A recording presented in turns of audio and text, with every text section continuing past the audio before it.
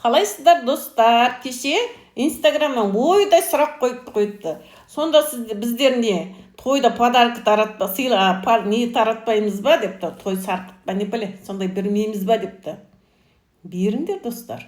Шамаларыңа қарай беріңдер. Просто бер дегенде бір жылы жаңағы көрпе хит болды ғой. Елдің бәрі көрпе берді. Мә, одноразовый көрпені бердіңдер. Қытайда шығара берді. Беріп, даже атыраускилер тойға келгенде алмай кетті, тастап кетті ме сендерге деп. Сіздерден әуел жерден алып шықты, мән көрпені әкелді, үйлерін тастап кетеді біздерге ме. Пайдаланыңдаршы деп. Біз не етеміз оны? Одноразовый. Бір қолдандыңда түктен кетті лақтырып тастадың. Шығын ба? Шығын.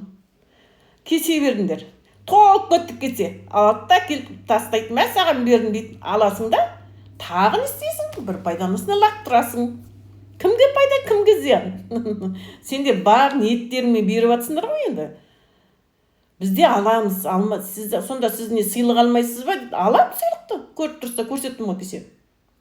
Алам, пайдаға сырды. Енді ниетпен беріп жатыр ғой, той болсын деп. Алам ырымдарын. Сосын алғаннан кейін өздері біледі жұрттан не істесе де.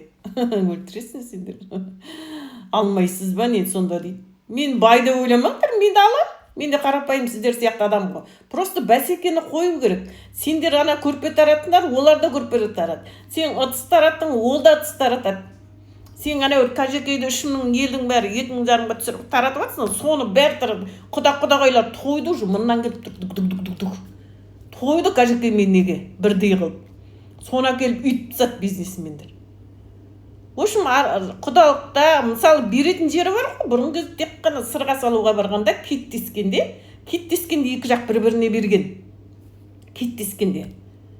Бөтен лишне берілмеген. Тойларда, бұрынғы тойларда вообще подарок сыйлық тұрғандардың бәріне ештеңе берген жоқ. Даже 2-3 жылдықты осыны шығарып жүрген. Бизнесмендерін шығарып жүрген ғой. Бардық қылып жатсыңдар, бардық. Маған тіркеліп, лайк басып қойыңдар.